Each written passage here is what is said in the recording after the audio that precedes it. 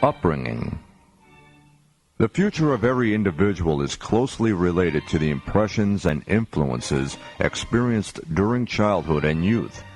If children and young people are brought up in a climate where their enthusiasm is stimulated with higher feelings, they will be vigorous in mind and display good morals and virtue. Little attention and importance is given to the teaching of cultural values, although it is most necessary to education. If one day we are able to ensure that it is given importance, then we shall have reached a major objective.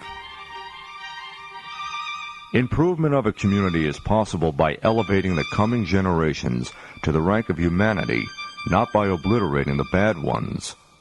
Unless the seeds of religion, traditions, and historical consciousness germinate throughout the country in the place of every bad element that has been eradicated, new bad elements will inevitably grow up.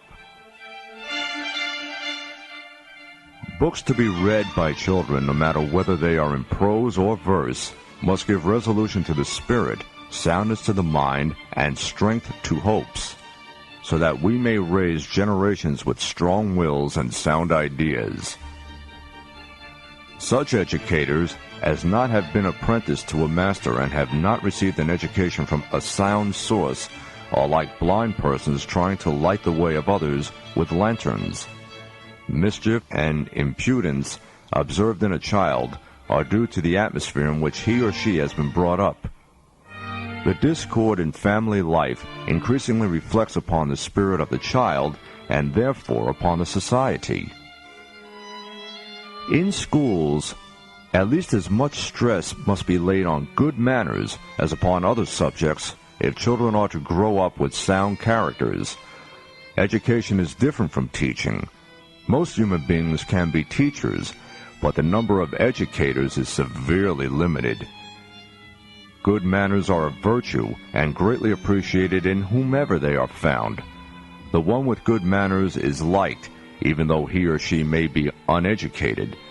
Communities devoid of culture and education are like rude individuals, in whom it is not possible to find either loyalty in friendship or consistency in enmity.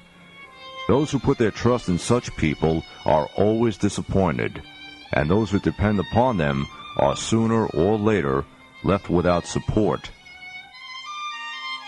Although it is fundamental that girls should be brought up to be delicate like flowers and mild and affectionate educators of their children, due attention must also be given to making them inflexible as defenders of truth.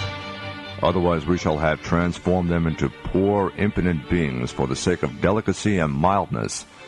We must never forget that a female lion should nevertheless keep the attributes of a lion. The humanity of a human being is directly proportional to the purity of his or her emotions. Although those who are full of bad feelings and whose souls are influenced by egoism look like human beings, whether they really are or not human is doubtful. Almost everyone can be successful in physical training, but there are few who are able to educate their minds and feelings. The former training is the means of producing men of muscle, while the latter produces men of spirituality.